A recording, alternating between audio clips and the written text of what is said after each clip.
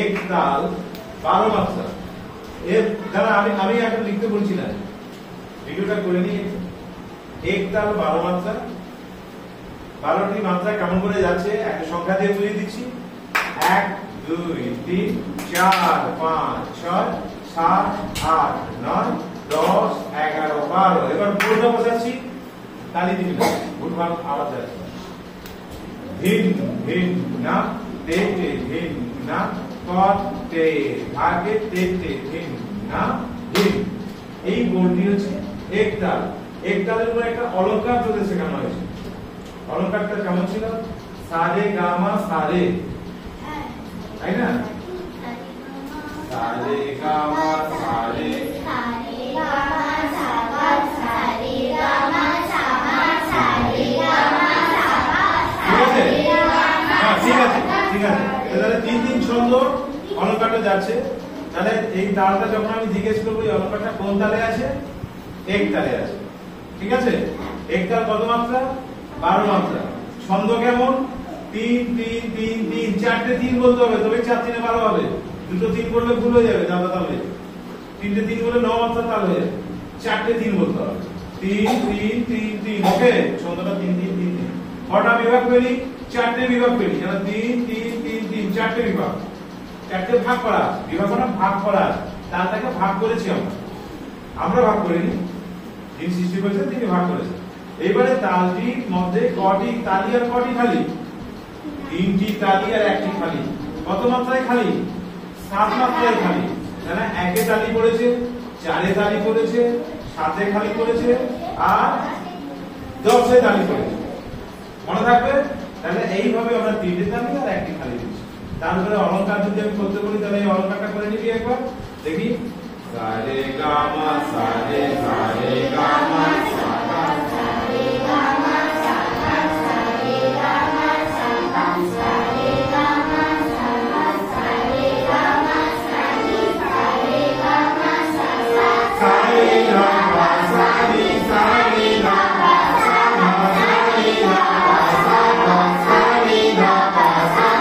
সারে gamma Saga সারে gamma সারে সারে গামা সাগা। ঠিক আছে? তাহলে এই এক তালের উপরে অলংকার পড়লো। পরীক্ষার জন্য এটা থাকলো 1 নম্বর।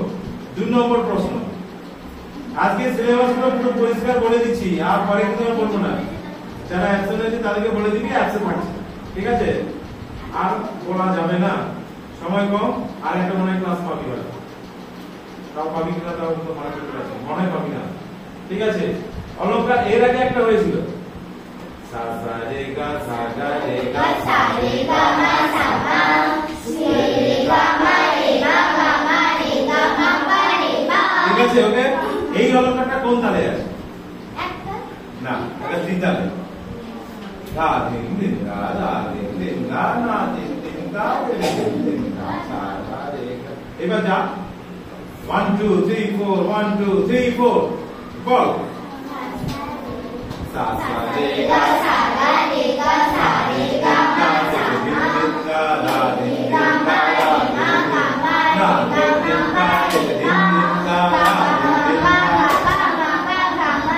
ধা ধিন ধিন ধা ঠিক আছে? বুঝেছিস? তাহলে এই অলংকারটা বলবো এটা কোন তাল বাজলো? ত্রিতাল। আর ত্রিতালটা আমরা দেখার দরকার নেই, এটা সবাই জানি 16 মাত্রার তাল। 4 4 4 4, 4টে 4 মিলে হয় 4 4 এ কত? 16। 4টে বিভাগ, 3টে তালি 1টি খালি। তাহলে গল্পটা এটা জানা আছে, আগে থেকে ওরা বলা ছিল পরীক্ষা। বেশ, এটা গেল। তাহলে আমি কি করলাম? দুটো অলংকার করলাম দুটো তালে, একটা আছে ত্রিতালে আর একটা আছে এক তালে। এবার আছে দুটো গান। দুটো গানের মধ্যে যে কোনো একটা গান শোনালেই হবে। লটারির মতো একটা কুপন থাকবে, সেই কুপনের মধ্যে গানের নাম থাকবে দুটো, শুনে নেন। এই কুপনটা যে যেটা তুলবি সেই গানের গান। ওইটাই প্রশ্ন। তোরা একটা করে আজ করলে হবে না, আমি সবগুলো গানই করিয়েছি, প্র্যাকটিসও করিয়েছি। তাহলে কুপন সিস্টেম থাকছে, কুপন থেকে যে যেটা গানটা তুলবি সেই গানটা গাইতে হবে। বোঝা গেল? কারো ভাগে জিগেল বেল আসতে পারে, কারো যে যেমন করবে, আরেকটা কি ও মাপ। ঠিক আছে? তাহলে আমি কটা প্রশ্ন করলাম? 4টে প্রশ্ন। 4টে প্রশ্নের মধ্যে অলংকার দুটো করেছি, তাই তো? তাল করেছি, তিতাল দাদা কাহাবা এবং আজকে দেখলাম এটা একতালটা আমি অ্যাড করিনি, আজকে দিয়ে দিচ্ছি। আর হচ্ছে গান দুটো ছিল, ও মাগমা জিঙ্গল। ঠিক আছে, তাহলে বোঝা